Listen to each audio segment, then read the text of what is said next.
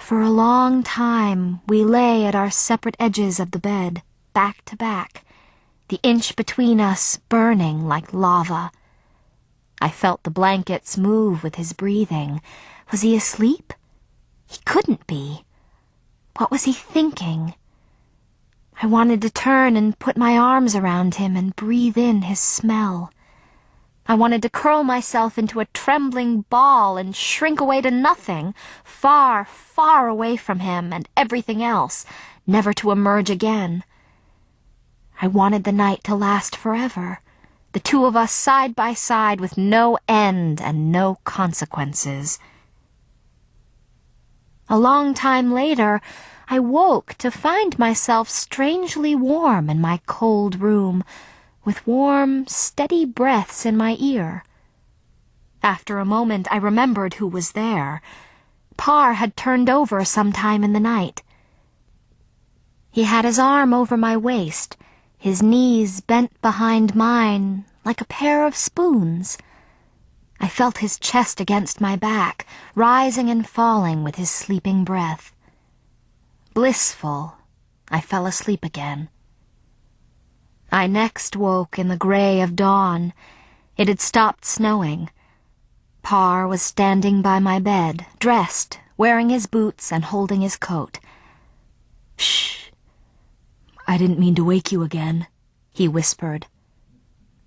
"What time is it?" 6 o'clock.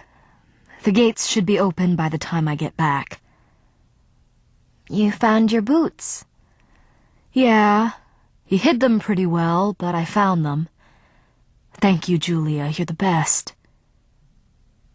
He smiled, that white and blue smile of his, bright with the turquoise of his eyes, upheld by his vertical dimple. "Be careful going down the tree." "I will." He gently lifted the end of my braid and kissed it, like a gentleman kissing a lady's hand. "Goodbye, Rapunzel." I woke for the third time an hour later, dreaming I was kissing someone. Was it all a dream, then? Apparently not.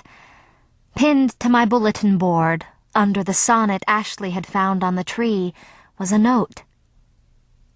"Generous Julia, graceful and truly a port in a storm, so calm, so warm." The handwriting looked familiar, with good reason. It was the same as in the sonnet. I was right, then. Parr was the mysterious poet. Parr had written the sonnet. But to whom? That was still a mystery. To me? To Ashley? If it was to me, I thought with a little laugh how disappointed he must have been when he got upstairs. Warm rooms would never lure me from this place, he had written. Well, that was for sure. No warm rooms in this house, and 0 degrees down here, July above. July? Ha! More like February. Like February in my room, yes. But not in my bed. Not in his arms. Some minutes passed while I stared ahead of me, the hairbrush frozen in my hand, contemplating my bed and his arms. "Julie! Julie, honey, are you up?" called my mother up the stairs, breaking my reverie. "It's almost 8 o'clock." "Coming, Mom." Whoever the sonnet was addressed to, it cast doubt on Parr's explanation of what he was doing under my window. Had he really found himself locked out of Forefield and come here for refuge? Possibly. But he had been downstairs at the foot of our tree at least once before, when he left the sonnet. Wasn't it possible that he had come again last night for the same reason, drawn by the presence of one of us?